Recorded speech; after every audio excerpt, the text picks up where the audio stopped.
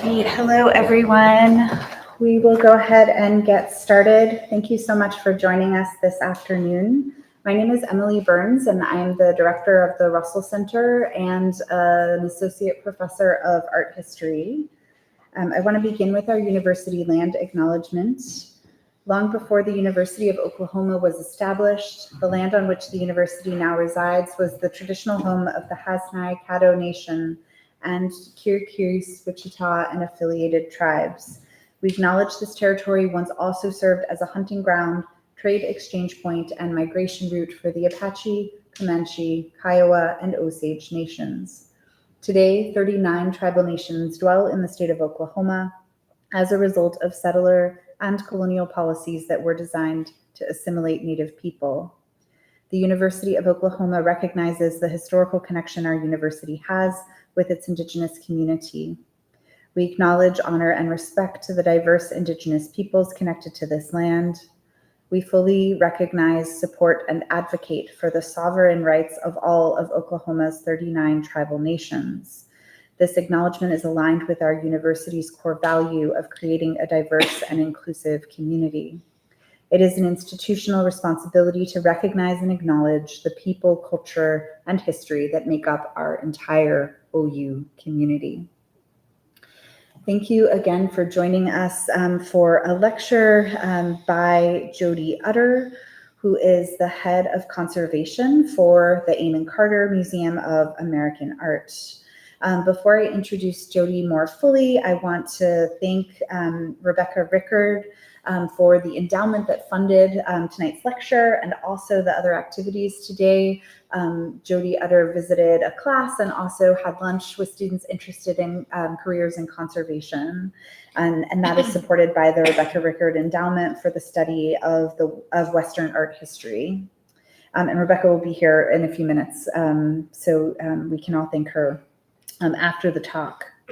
I've also had the real privilege of getting to know Jodie in my role here at the Russell Center and have become enamored looking at Russell watercolors in particular with Jodie and learning so much about the ways that she thinks about materiality and the relationship between Russell's kind of storytelling and his relationships with his media. Jodie has worked in numerous institutions and in private practice as a conservator nationally and internationally. She holds a graduate degree from the Art Conservation Program at Winterthur University of Delaware. She has taught classes and workshops on conservation, preservation, and artist pigments. She has also conducted extensive research on the watercolor material and techniques of Russell, resulting in lectures and publications. And I want to draw your attention in particular to the 2015 technical study that was published in a definitive book entitled Charles M. Russell Watercolors, 1887 to 1926. And we have 2 copies out over here on the table. So please check out this amazing book about Russell watercolors, including an extended technical study by Jodie in that text. Jodie was also featured in the PBS documentary C.M. Russell and the American West. Utter is a fellow of the International Institution for Conservation and the American Institution for Conservation, and is also a member of the Western Association for Art Conservation, Midwest Regional Conservation Guild, and the American Society of Trace Evidence Examiners, and has served on numerous boards and committees nationally and locally.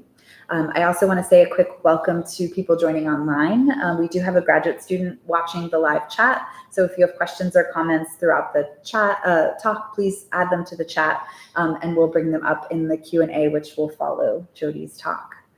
So with that, please join me in welcoming Jodie to the podium. Thank you, Emily, and thank you everyone for coming tonight. And I want to thank the people watching online and everyone who made it here tonight. I'm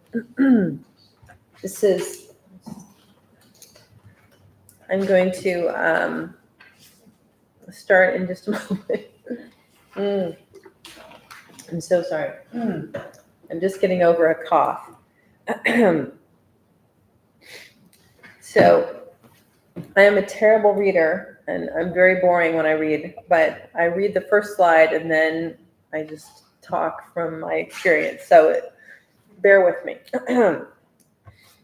Let's see. As most of you know, Charles M. Russell was a well-known artist in the American West, active at the turn of the century.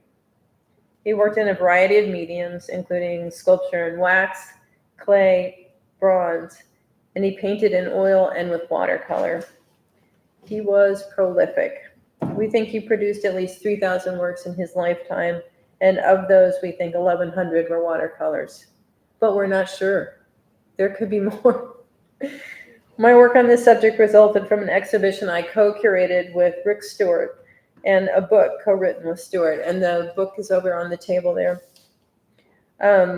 This book was written in conjunction with an exhibition that was held in 2012 at the Amon Carter Museum, and the book was published in 2015. The reason why the book wasn't the exhibition catalog, it's because my co-author, Rick Stewart, had so much information that he kept writing, and he kept writing, and he kept writing. And I'm so grateful he did, because we now have this incredible record of all the information this incredible Russell scholar was able to ascertain in his career and put in this incredible book. So I really recommend taking a look at it. Bend your knees when you pick it up. It is 11 pounds, but it's a beautiful book. My presentation tonight will cover the highlights of my findings. First, I'll cover logistics, basically how goods came to and from the frontier, the tools that Russell used in his work in watercolor, analysis of his paint pigments, and finally, his watercolor painting techniques, both traditional and unconventional. And I hope you enjoy. So one of the things, this is just a list of the types of things that I did for this study. Just as a little background information, Rick Stewart approached me with this project pretty much very soon after I came to the Carter in 2006. And he told me he wanted to do a big exhibition on Russell's watercolors and to take a deep dive into a technical study of Russell's watercolors, because it had not been done previously, which is surprising because there are so many watercolors and they're so well loved. When I was approached for this subject, I wasn't that interested, to be perfectly truthful. I didn't really know much about Russell or this subject. And so I, talked to Rick about it and decided that it would be a good project to do. We had a lot of Russell watercolors in our own collection. And so I started in. And the information, let me tell you, if you're ever going to do research in an area where people have not done much research, because every single thing you find is like fantastic, and adds to the canon of information. And the things that I was able to find out that I'll share a little bit more about in a minute, the things that just really surprised me, it really challenged a lot of the tropes that I had, my preconceived notions of what life was like on the frontier, or how people did things, or even, Russell's sort of his whole story, like being able to delve into a project. And really, I ended up having probably 4 years on this project because the exhibition was being hosted at the Amon Carter, it kept getting postponed. And so I kept getting more time. And it was this incredible blessing because I kept being able to dig more and see more and visit more collections and really educate my eye. For this particular study, I looked at probably 200 paintings, at least. I traveled to Montana, I traveled to Wyoming, and I spent time in collections. I met private collectors, and they all had this love of Russell, and it was contagious, and it made me want to know more. The types of things that I was seeing, I did my pre-education, my pre-looking at the museum, and then I went to Montana. And when I went to Montana, I knew where I was by looking at these paintings of Russell. Like, it was like, oh, I've seen that mountain before. I've seen that sunset or that sunrise. I mean, it was amazing how he was able to capture these things. I will talk a little bit about logistics, meaning like the trade of goods, because that was one thing that really shocked me that came out of this project. I'll take you through some of the analysis that I did, and then we'll look at Russell's technique. And I really can't talk about this without talking about a map of Montana. I don't know about you, but I grew up thinking that people on the frontier were either like Bonanza or let me see, they had to make everything they had, right? And there's sort of a preconceived notion that at least a lot of people have approached me with this idea that, oh, well, if he's working on the frontier or people working on the frontier, was he making his own paint? Was he making his own brushes? Like, this is not another planet. This is actually someplace that had access to artist quality materials very early, before the railroad.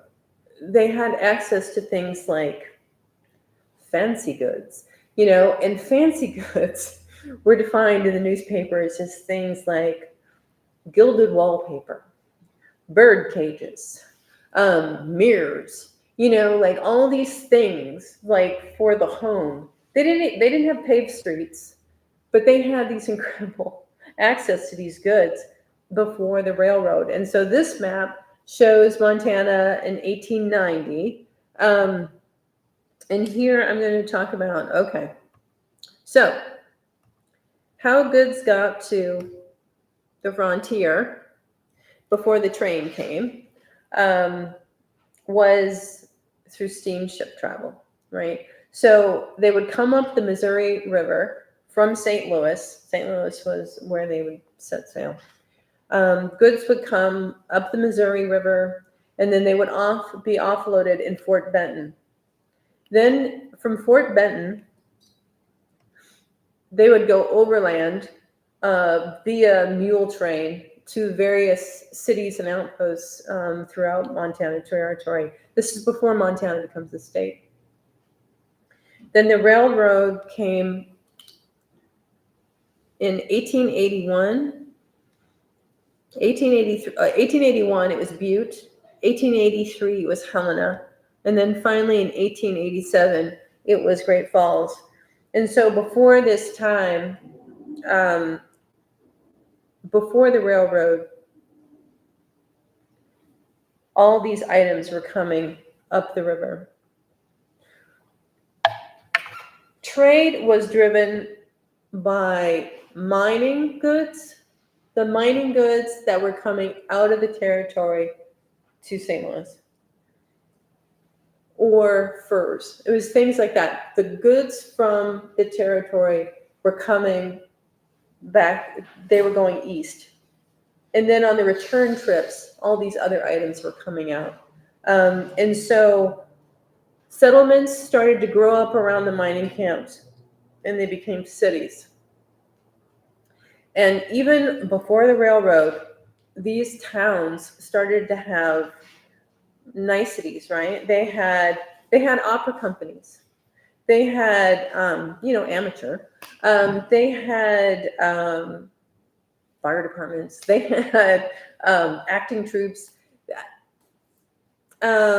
Let's see, Helena in 1883 had a watercolor club.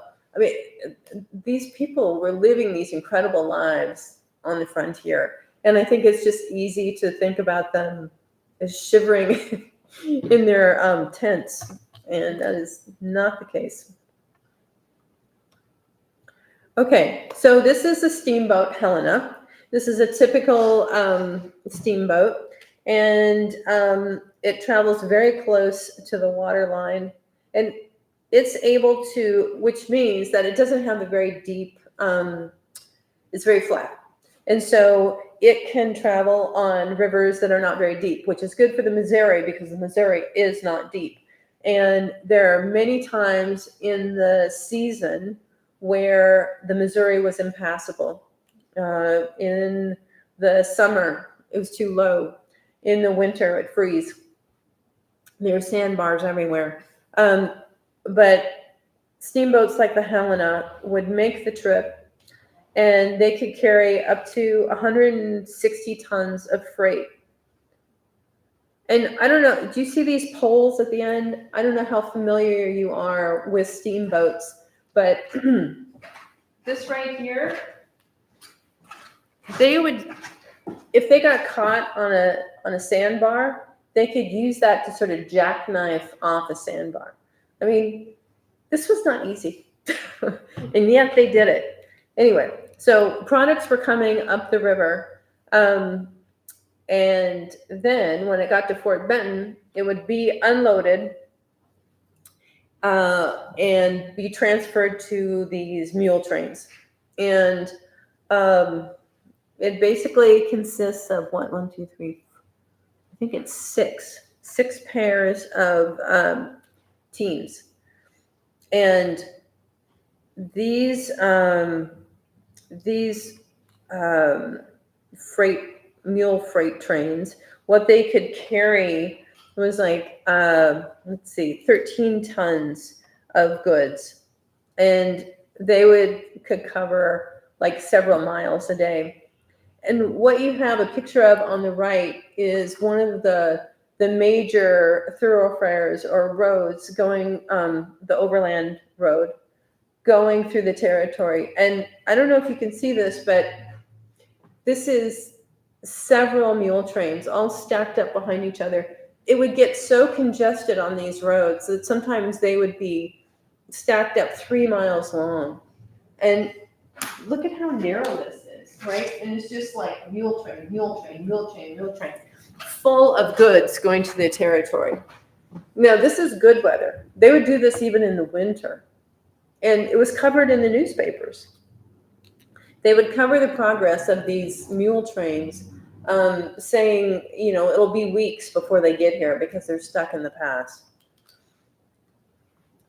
One of the things I did when I started to do research was I was looking, and this is before a lot of the Montana newspapers were digitized. I just want to say that out loud. So I had to look through them one by one on the microfiche. And I did get seasick, I will say that. But I was looking for the earliest evidence of artist supplies or paints coming into the territories, because I wanted to get a better understanding of what was possible and how early. So this is an ad from the City Bookstore in Helena, and it's dated from 1865. Now keep in mind that the railroad basically came in 20 years later. So this is very early. And what they're advertising, I'll sort of do a detail here, are a number of different fancy goods, right? And included in that is paintbrushes. And this is a store that specializes in fine paper and stationery, which is, to me, it's mind-blowing. Like, you have a store specializing in fine paper and these other variety of things this early. And to have a store, that means people bought these things, you know? And so the trade was there. Otherwise, these things wouldn't be offered. Here's another grouping of ads a little bit later. This is from after the train has gotten to Helena and Butte in 1883. These two ads here are from Helena, and then The bottom one on the left there is actually from Miles City. But they're detailing the artist materials, specifically saying the artist materials that they have on offer to purchase. And I love this one, the Winsor and Newton True Artist Paints. Winsor and Newton is, I don't know if you're familiar with watercolors today, but they're a very well-known watercolor company. And at that time, even at that time, they were the world's largest distributor of artist quality watercolors. And so, anyway, it's misspelled, so I thought that was funny. But so I'm like, it just blows my mind to think about the progress of these goods. You know, they're manufactured in England, and then they come to America, and then they are transported to St. Louis, and then they're placed on trains at this point, and then they make it to the frontier. And this is still before they've paved the streets. I mean, as I'm going through the newspaper, right, I like see these stories about when it rains, you know, people are like wading up to their knees in mud to get across the street. This next picture is a picture from Butte, Montana. And this is a storefront. It was owned and run by Charles Shopsling. He opened his store. Actually, I think that's supposed to be 1893. I think I may have made a mistake on the caption, but he was a dealer for Russell. And this photograph is said to depict his storefront after he had a big display of Russell paintings. And like, this is how popular Russell was, even at the time that he was alive and in this community. People really, his work really resonated with people. And I think that's part of his appeal even today, is that it's very accessible. And of course, I'll get to the point where I'm actually showing you images of the artwork. But I thought this was really remarkable. And I love how dressed up everyone is. But I also have some more photographs of the exhibition, but I thought this was really fun. Shopsling was an artist himself. And I think to like pay for that habit, he opened this store that offered paint supplies and wallpaper, and acted as a gallery, and acted as Russell's first agent. This is a letter that Russell wrote to Charles Shopsling. It was, you know, this is, I don't know if you can see this or not, but in the date on the top right, you can fill it out. And so it's filled out with the month and the day, but not the year. We think it's from 1897, and it's owned by the Beinecke Library at Yale. But in the letter, Russell talks about commissions that have been arranged by Shopsling, and also he asked for artist supplies. So he's asking for canvases. He's asking for specific types of oil paints. And to my interest, he's also asking for specific watercolors. And the watercolors he's asking for in this letter and the amounts correspond to what I saw in Russell's studio, which is he used a lot of the things he's asking for more of. And in the book, there is a section where I ranked the prevalence of which color Russell used more than others. And I did it in sort of a bar graph here. And so at the very top, which is a little hard to see because it's white, but it's Chinese white was one of the colors that I used the absolute most of. And just to clarify, Chinese white, it was named that not because it was made in China. It was named that to give the buyer the idea that the white was like porcelain white, like China, you know. It's actually, well, I mean, that's its name, Chinese white. It's zinc. It's zinc white, and I'll show you later that there are problems with zinc white. But this particular white was very, very important. It was important to watercolorists in general, and it was important to Russell because Russell used a lot of it, and he used it in very unusual ways. But this was the first watercolor white, opaque white that was available. It came on the market, I think, in 1834, and it replaced, before what was available was lead white. And lead white and watercolor, what happens is it often tarnishes. And when it tarnishes, it goes gray. And so artists were aware of this, and gray is the opposite of white, so it kind of defeats the purpose of being a white. And also there was I want to say barium white. It was a very thin. It didn't cover well. It didn't have good opacity. But this zinc white had great opacity, and so it was a favorite among watercolorists, and Russell really used it a lot. So going through the list here of what he's requesting Chinese white, cobalt blue, Van Dyke brown, ivory black, yellow ochre, and Naples yellow. And these are all on the list of the items that I found in his studio. I went through his studio, obviously after he died. He died in 1926. I failed to mention his life and death dates. He was born in 1864, and he died in 1926. He goes to the territories, to the Montana in 1880. Sorry, I have my cheat sheet right here. Yep, 1880. I'm right. When he was 16 years old. And basically lives there the rest of his life, pretty much. He has a home there. He also has a home in California later, but that's another story. He really took on Montana as his home. And you really see that in his subject matter. Okay.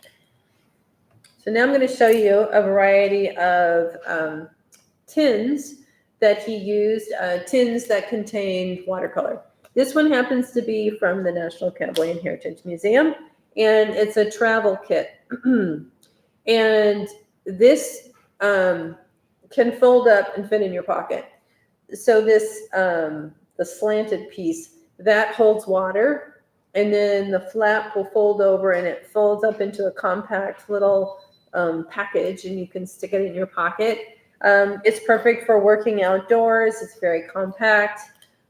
This particular kit was made by Rowney and Company, one of the many artist supply companies that was available. This particular set is at the C.M. Russell Museum, and it's mainly, the watercolor pans are Winsor & Newton watercolors. And he had a lot of Winsor & Newton. That was his main brand that he used of watercolors. This one is from the Britzman collection, which is now at the Gilcrease. And it also contained mostly Winsor & Newton watercolors. So I took samples from all these watercolors, watercolor pans, and was able to characterize and identify them. And so they're listed on the left of the colors that I identified. And this is basically the process of how I did that. So using a microscope, it's a polarizing light microscope. It's a special kind of microscope that it enables one to use different types of illumination, and how the sample acts in those illuminations help identify that pigment.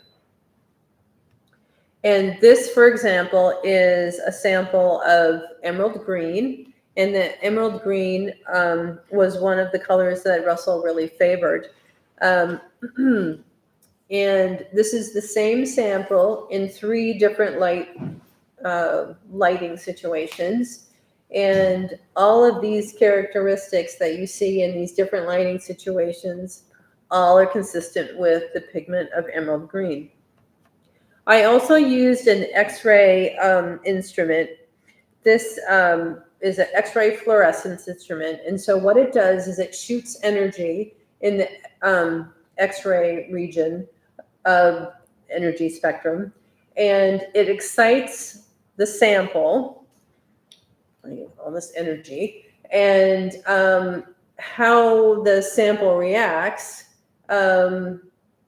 gives you sort of a fingerprint of what the element is. So it's a great way to identify inorganic materials. So things like pigments, a lot of them are inorganic. And so this instrument is very helpful with that. I just want to point out this instrument, I know this is gauche, I'm going to tell you anyway. This costs $50,000. And I want to point out that to get the handle to the trigger to work, do you see the rubber band? I had to use a rubber band on that. Yeah, anyway, that's not that. It was ironic. So this is the spectra that resulted from that sample, from that painting. That painting happens to be Wolfer's Camp, a painting that Russell did, I think, in 1906. And the green has this incredibly two huge peaks, which is absolutely a dead ringer for emerald green, arsenic and copper. And so along with the polarizing light microscope and the XRF, the emerald green is confirmed. And I did that for all the pigments. This is an image of the brushes that belong to Russell. And they show us, they show us his preferences for brand. And also there was paint left, like dried paint left in these bristles. And so it was easy to, like, for example, the large brush in the middle, that brush is a hake brush, Hake. It's a goat hair. It's very soft bristle. It has no spring to it. It's used for creating washes of color. There's blue dried in that brush. The one thing about watercolors, if you work in watercolors, you know this, that you can't just like dip into a color and then paint and then rinse it and then dip into another color. Most artists, what they will do is they'll have a separate brush for every color. And so what Russell would do is he would have a fistful of brushes between his fingers. So he'd hold them like this until he needed them, you know? And sometimes one of the things I found were all these teeth marks on the barrel where he held them in his mouth. But anyway, so the brushes on the left with the black handles, those are sable bristle brushes. Now, if you're a watercolorist, you know that your watercolor brushes are the most expensive tool in your toolkit. And so these sable brushes are very expensive because they're handmade, they're perfectly balanced so that you can hold them easily, they hold paint well, and Russell clearly loved them because all of these in the black were a DeVoe, and they were called Albata brushes. And I think they're still available. One of the things I did as part of my study is I started buying things on eBay, and I couldn't do tests on his brushes, but I could do tests on brushes I bought on eBay. And so what I did was I mimicked his brush collection. So all these are numbered. All the sizes are numbered, 1 to 7. In these, the far right, those are called rigger brushes. They're called that because people used to use these tiny brushes to like paint model ships. They just have a few hairs on them. The stroke brushes, sign painters really favored those types of brushes because they could hold a lot of paint. And then the two next to the hake brush are calligraphy brushes. And those, again, are good for making general washes.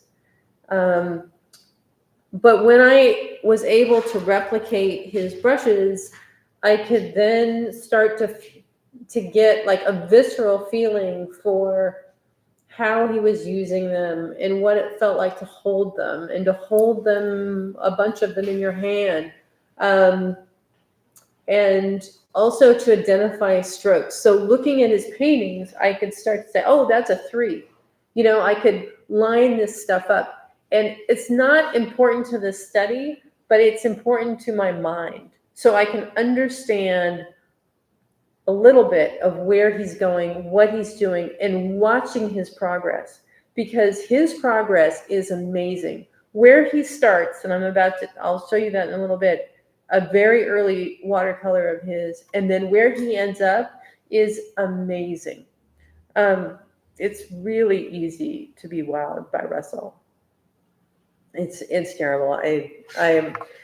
You know, I go into like to research, like I have a science background and, you know, being like very neutral. And I spent time at the Russell Museum. You know, I was doing all these sampling in the studio and stuff, and I would hear the docents talk about him. And I was just like, got this sort of, I was like, became a fan. Like, I was like this mega fan of Russell, which I still am. I know he has faults. This particular piece I'm bringing up because this is a great way to talk about some of his paper choices. Again, in the book, the pieces that I studied very deeply, I note what type of paper it's on. On many occasions, he would use very high quality watercolor paper. J. Whatman paper was considered the best watercolor paper available at that time, and was used by all sorts of artists. Oh gosh, I'm blanking on his name. The Tate has so many of his works. Sargent. What? Sargent. No, there's real Turner. Turner loved this paper, this Whatman paper. And so Russell did a number of works on Whatman paper, including some of his early works before he became a professional. And Whatman paper it's not inexpensive, that's for sure. And once again, like the Winsor Newton watercolor, it had to be shipped from England, which apparently seemed to be available at the local drugstore. Wouldn't it be a great drugstore? I would love that. Okay, so here we go. So this particular piece, it's in the Eamon Carter's collection. It's called Approach of the White Man from 1897. And it has a Whatman watercolor, and it's in the upper portion of this sheet. And so this is in transmitted light from beneath the sheet, so you can see this watermark. And I spin it around so you can read it a little bit easier.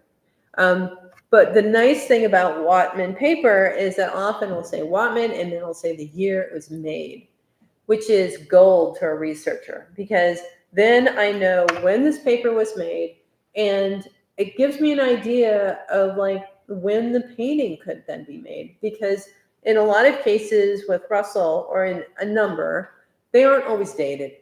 And so what I found with Russell is that oftentimes, if I could see the Whatman watercolor mark and it would give me the date, it was at least 3 years later that the painting would take place. And so that also gave me sort of a sense of when things should appear as a painting. This is really amazing. It's funny, you know, Russell's always talked about as a self-taught artist, and that's not really true. It is and it isn't. You know, it's true that Russell did not go to school to learn art, that he worked a lot of these things out early on his own. He worked with a very, you know, brown like blacks were black, browns were brown. It was a very simple palette in the beginning. But he was someone who was constantly drawing, he was constantly painting, and he was looking at other people's work. He was there are records of him going to exhibitions, becoming friends with other artists, and they would talk and they would exchange ideas. We've also found artist manuals that were very prolific at the time, the turn of the century, in Russell's library.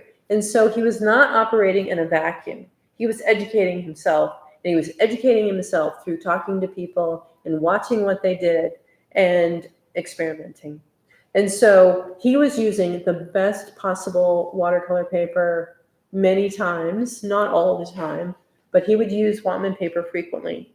And the part that I find kind of funny is that, you kind of get the feel that he missed part of the boat with half of the time he uses what's considered the right side of the paper, and half the time he's using the wrong side of the paper. The wrong side of the paper was the paper that they took all the knots and the little things out of. And so you were supposed to paint on the right side of the paper, but sometimes you did and sometimes you didn't. Okay, so I'm going to give you a little context. I'm going to show you, I think, 3 or 4 pieces of his work throughout his career to give you an idea of basically where he started and essentially where he ended. So this is owned by the Carter. It's called Ropingham. We think it's from about 1883. So 1883, Russell would have been 19. He was pretty young. And he was working as he's called the cowboy artist. He wasn't really a cowboy. He was a night wrangler. So he would watch the herd at night. And what that allowed him to do is work in the daytime on his watercolors and drawings and things like that. And so he was a night wrangler. And this was during that period. And so this is probably one of the scenes that he witnessed himself. And if you look at this piece, right? Green is green, brown is brown. He's got some black in there. I think whenever you see an artist move away from black and start using other colors to infer that, it's like something really starts to happen, because black absorbs light and deadens things. This painting is very basic, and yet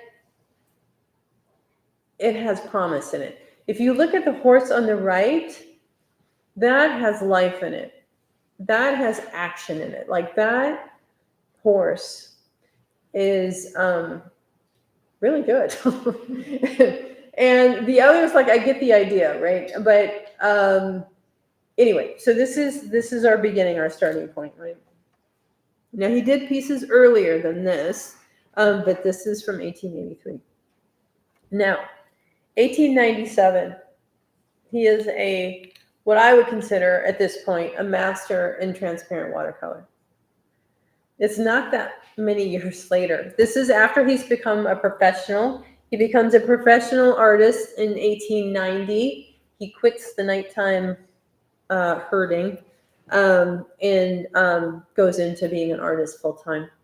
And this is what he has produced in 1897.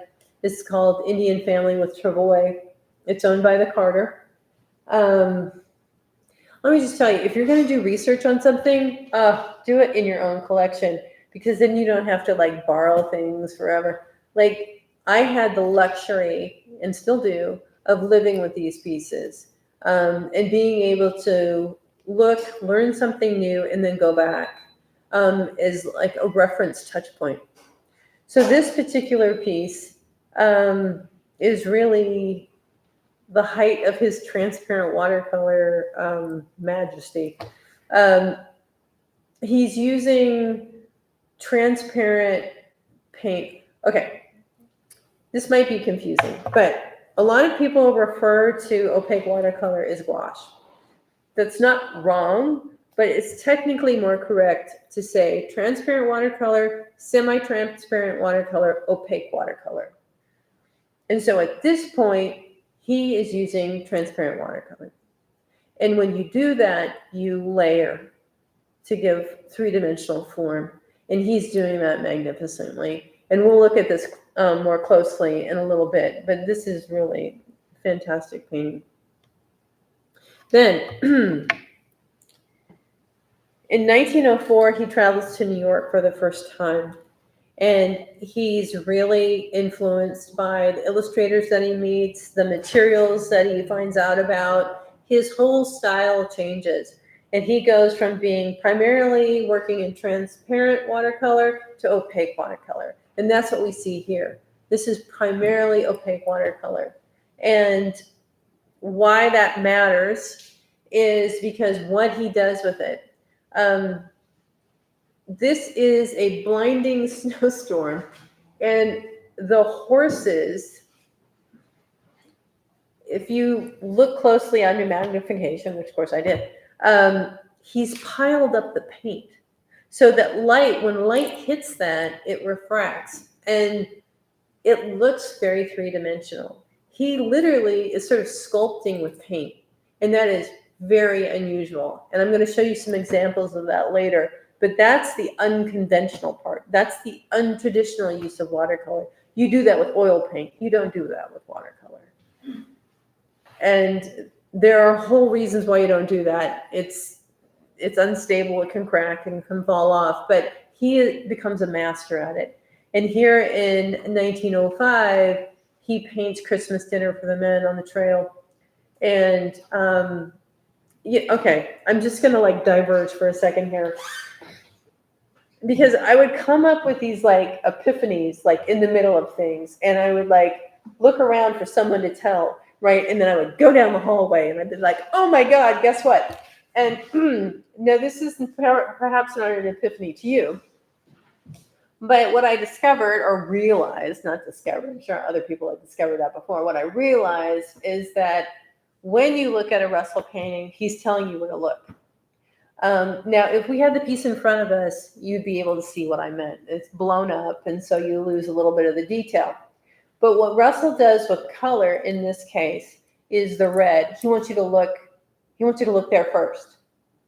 And then where the next most detailed, most colorful thing is, that's where he wants you to look next. And then in descending order, and we can see that in this piece back here, how the piece, like the people fade off, right? Like the most detail is that woman's face. He's telling you where to look. He's telling you where to look next, and then where to look next. And what Russell does from very early on, and we see it here going forward, is he puts you in the picture. This took me about 6 months to realize. He puts you in perspective. So I'm standing on the bank of the river. I'm in ratio with what's happening in the scene here. Same here. I'm standing next to this elk. Elk, right? It's an elk. It's amazing. It's like this, what it does is unconsciously invites you in. So he's telling you a story and he's inviting you into it. And I think that's one of the reasons why he is so popular with people, why he's so accessible, because he's inviting us in. And then here in 1925, the year before he died, he has mastered the foreground and the background. Really early in his mid-career, he struggled with those things. But by this point, he is so fluent in the language of watercolor. He can speak it. So he's speaking his story. And he does this thing over and over again in his oil paints, in his watercolors, where he sets up the scene, this dynamic scene of something's about to happen. Some peril is about to happen, and it's right before it happens. So we don't know what the end result is going to be. Is this buffalo going to gore this horse? is this Indian, this writing figure, is it going to fell the buffalo? Like, you don't know. So there's like this implicit tension in pretty much all the things that he paints. There's always an element of tension. And we're in perspective again. We're in the scene as well. Anyway, I just love his middle, and his late stuff. I think it is the most incredible. Anyway, okay. So now we're gonna like break it down and talk about. We'll start with his drawing. I get very excited about this, and I hope to God I'm not like talking too long. Okay, I'm still good. Good. Okay, great. Okay, so we're gonna talk about his drawing. So this is a piece that I think is owned by us. It's either owned by us or the Sid Richardson. I'm pretty sure it's owned by us. War Council. We think it's dated 1896. And I put Gaining Confidence up there because this is still kind of early in his process. He's having trouble with his foreground. People are floating. He's also using a lot of pencil marks. Now, you can't see this, but how I bring that out is one of the things I did for all the paintings I studied is I took a piece of Mylar, and if you don't know what Mylar is, it's clear plastic. I put it on top of the object, and then I traced with a Sharpie all the pencil marks I could see. And the lovely thing about transparent watercolor is you can easily see graphite beneath the painted surface. And that's all the marks I saw, which are a lot. This, to me, is an artist that's not sure. He's just throwing the spaghetti at the wall, like trying to get it right, like trying everything. And you see the painted figures, and all the blue marks, those represent graphite marks that he made with a pencil, and that he didn't fill in with color. He didn't use. But the thing about Russell is he didn't erase it. He kept it there. And what I find really sort of lovely about Russell's watercolors is they have incredible energy in them. And the energy comes from like all these marks. Later on in his career, he uses less marks than this. But at this point, he's what I would call overdrawing. He's drawing much more than he's actually going to use in the final piece. And yet, he keeps the pencil in place, even when he's done with the watercolor. Now, this is just a detail of one of the areas to show you really all these stray marks that don't have anything to do. Some of them do, but a lot of them don't have anything to do with the design. Okay. Now, I just told you that Russell didn't erase. Well, except when he does. This is owned by the Carter, and it's called Indian on the Horseback. And when I looked at this in infrared, now infrared is a type of energy, or not really light. Light is energy. So anyway, when you use a particular light to look at an object, you can see beneath the paint layer. And here, this same painting in infrared light. And so you can see a lot of his pencil marks, his drawing. What you can also see, I hope you can, is that going in the opposite direction is a rider with a horse and a staff. Right there. I'll go back. Going in the opposite direction. So he started out going in the other direction, didn't like it, erased it, and then did this whole composition coming this other way. And, apropos of nothing, on the back side, there's another half-done piece, actually. So he was really working through it. Okay, tracing and transfer. So this is something that I noticed pretty early on. I felt like I was seeing repetition. So in this particular painting, Watching the Enemy, this is owned by the Carter, it dated 1922. This central figure here appears in When Red Men Talk War. I mean, it is the same figure. He changes just a couple things about it. The ratio might be a tiny bit off, but it's the same piece. Oh God, sorry. Which I think is really interesting. You know, like if you come up with a design, if you come up with an image or a figure that you really like, yeah, it makes sense that you would retain that and reuse it in a different composition. And I suspected he was doing that, but I couldn't really prove it. Then, I don't know if you're familiar with his illustrated letters. They're very popular. He would do these incredible illustrations. And this is a drawing that went on to one of his illustrated letters and then was painted. And he's using the tracing and transfer method. And I mean, we all learned this in grade school, right? Where, you know, you would draw, you get your drawing right, and then you would do graphite on the back, and then you would trace it and you would transfer that image. And so I had seen this on a small level, and I know this isn't fair. Like, I know how big this is. It's like that big. It's small. And so I'd never seen a full-size tracing transfer until a few years ago. And this is owned by the National Cowboy and Western Heritage Museum. This is a drawing, a preliminary drawing for the watercolor painting York. It's a beautiful watercolor. A watercolor that measures 18 by 25 inches. And it's owned by the Montana Historical Society. The National Cowboy and Western Heritage Museum found this, was able to purchase it, and has it in their collection. Now, this is an image before it was conserved. So it's been treated since then, so it's not in this kind of shape anymore.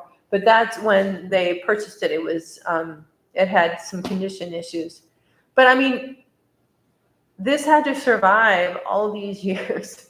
And like's been mentioned, he may have reused some of these figures in other paintings, and I really want to try and run that down.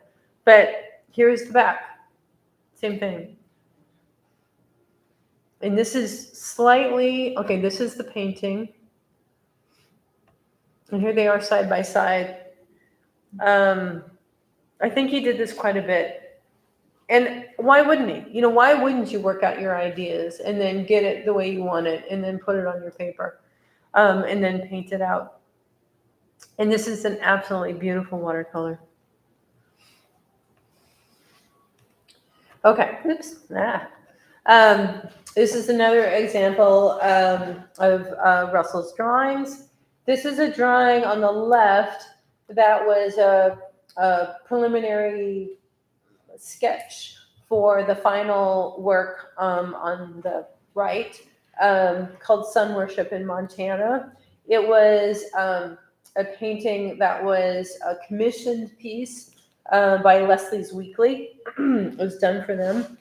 And so the drawing on the left was done from a live model and is like a definite, like that is an identifiable person. The painting on the right is sort of an idealized person and this is the infrared image of that painting. So you can see the drawing. And then we compare the infrared with the preliminary drawing. And they're very different. You know, the one on the right is more stylized and the one on the left is Josephine, right? One of Russell's regular models. And then there's the painting with the cover. Inherent vice. This is one of my favorite things to say in conservation. Inherent vice means that it's some material that is basically self-destructs over time. And there's a few examples of that in Russell's work.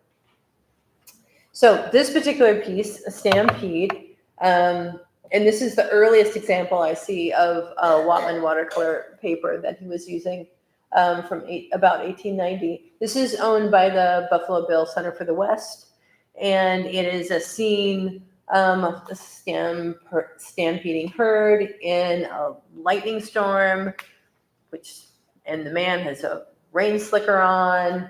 And because I do the same type of analysis on every single painting I was looking at it on magnification, I was looking at it raking light, I was looking at it in UV light. Because I did that for all my other paintings, I looked at this one in UV light, and I found a rainstorm.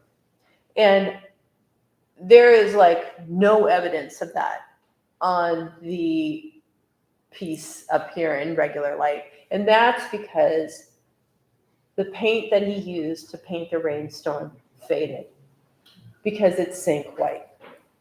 And when zinc white is thin, it fades and it disappears unless you look at it in ultraviolet light.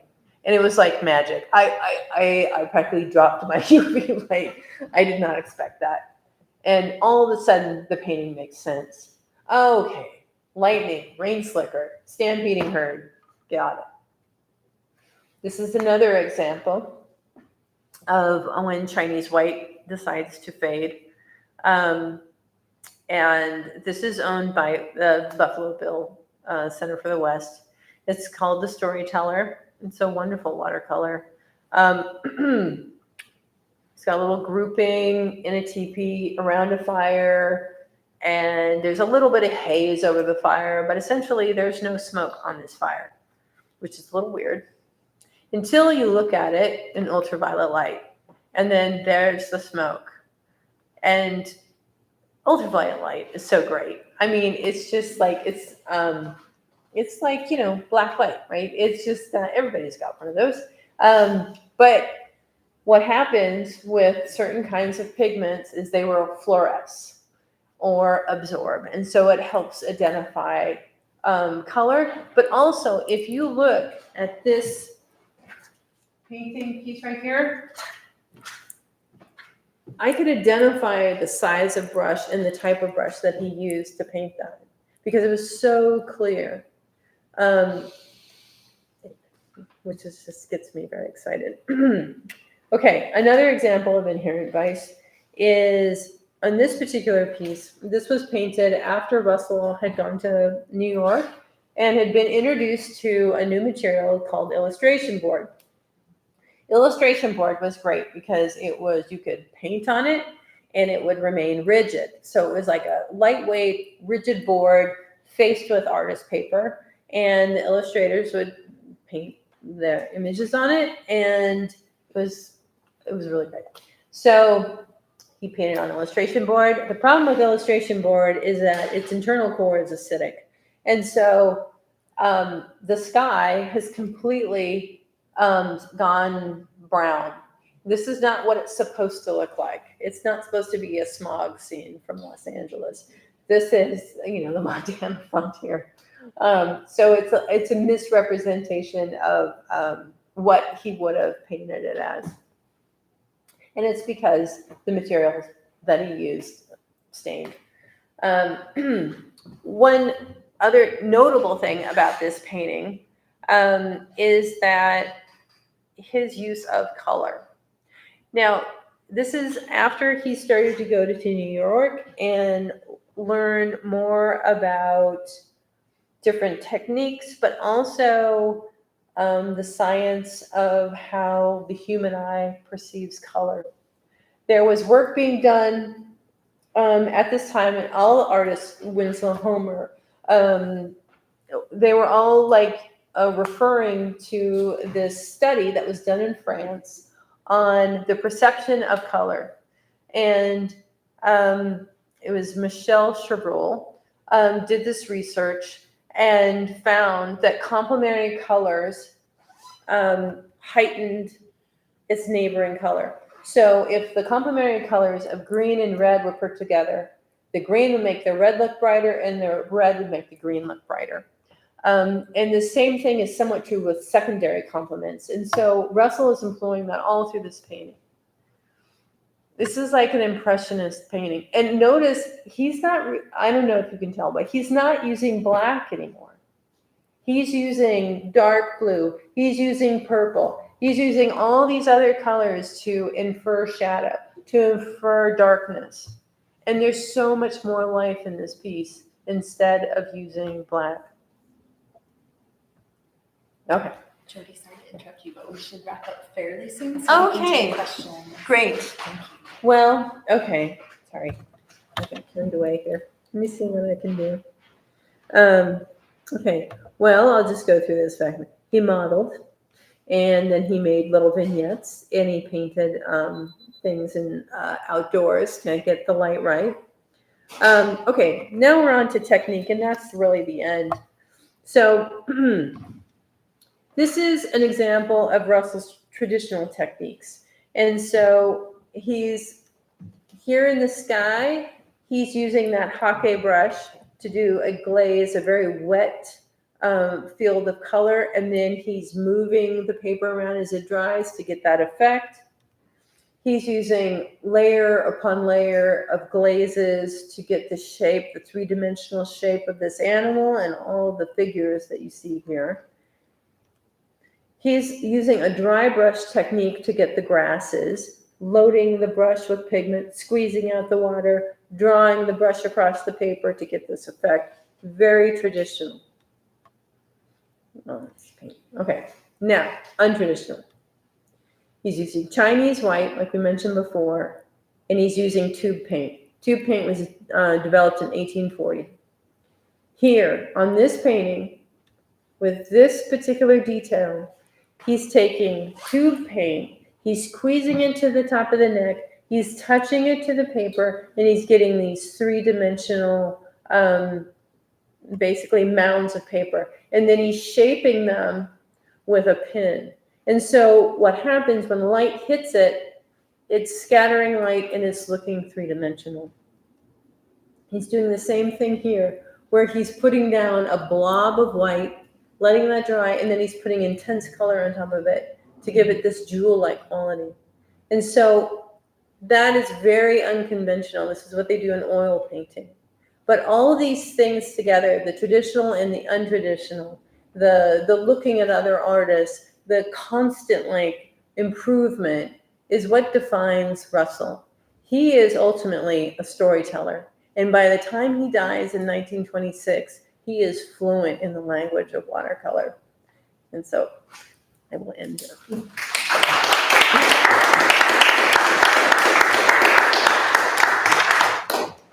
Are there any questions? Yeah. You say you could estimate it takes between the acquisition of the lot and papers, it takes about 3 years, how between those two times? Well, it's made and then it's gonna dry and then which takes a while, and then it goes to the distributor and then I don't know. I mean, I haven't traced it yet, but I think that's amazing. I've found it consistently, and with other artists too, there's definitely a lag.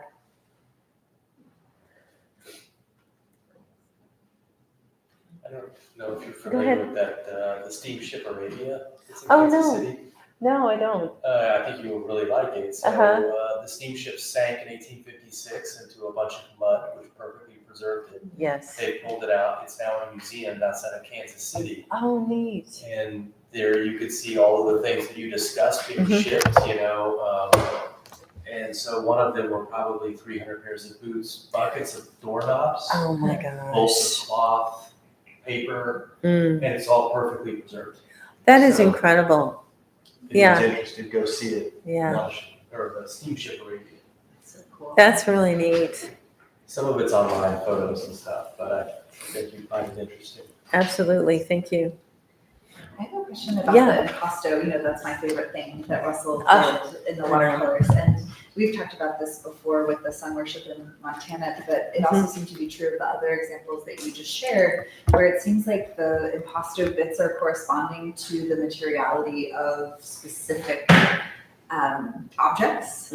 Oh, They're yeah, not yeah, for, definitely. like a kind of impressionistic effect, Right, but rather right. for the materiality of like the rings Yes. or of a belt or what is it? Bullets And even. bullets. Yeah, yeah. What do you make of that specific use of that impasto to like why those are the elements that should be made three-dimensional?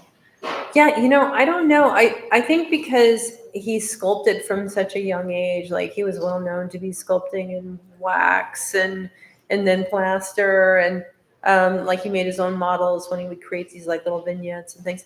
I think he was a sculptor at heart, and so it was his way of expressing the shape because it really, made it three-dimensional and the light would hit it and it was very effective. And I've seen very few examples where it's broken off because that's why you don't do it, because the paper will shift and move and changes the relative humidity in the air.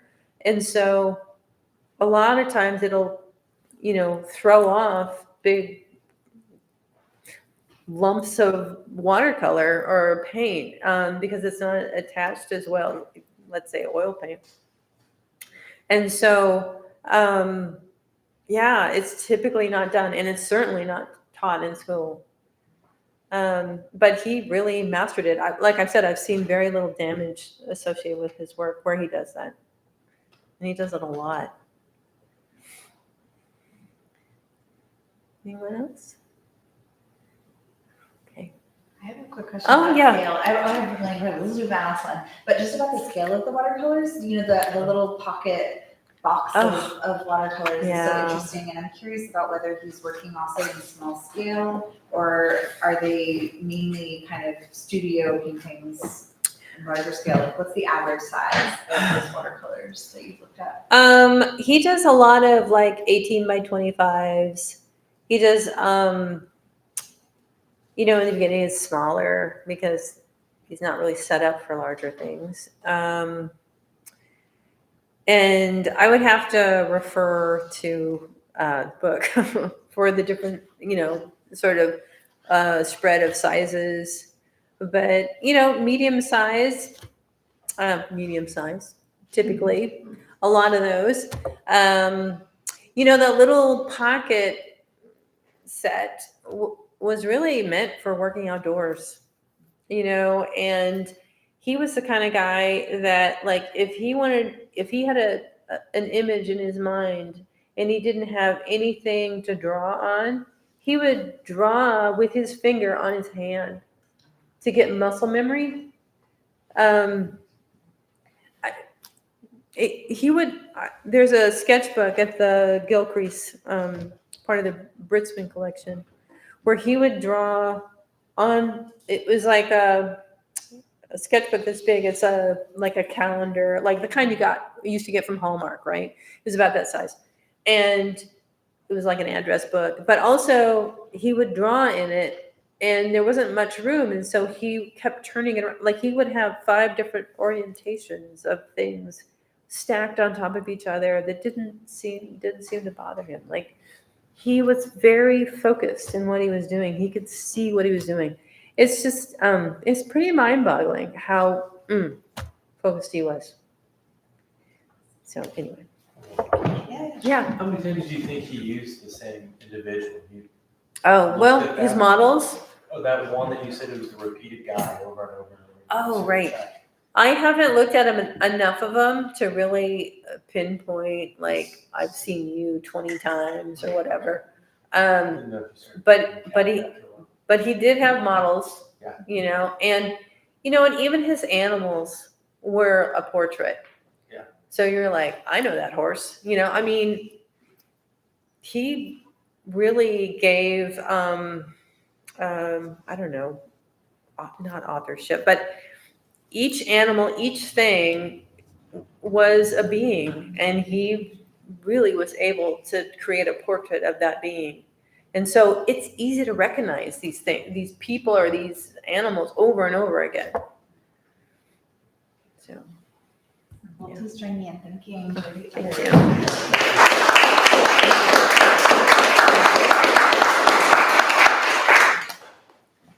Thank you all again for joining us. Our next event, we have a talk tomorrow in the American West and Humanities Colloquium. Jen Holland from History will be speaking at 1 o'clock. And then our big format event for the end of the semester is on December 2nd, and it's a panel on ledger art with Gordon Yellowman and John Isaiah Pepion. So hope to see you around in the next few weeks. Thanks again, everyone. Thank you. Thank you so much. I learned so much. It took a million notes. Oh, I'm so glad. Yeah, I'm always really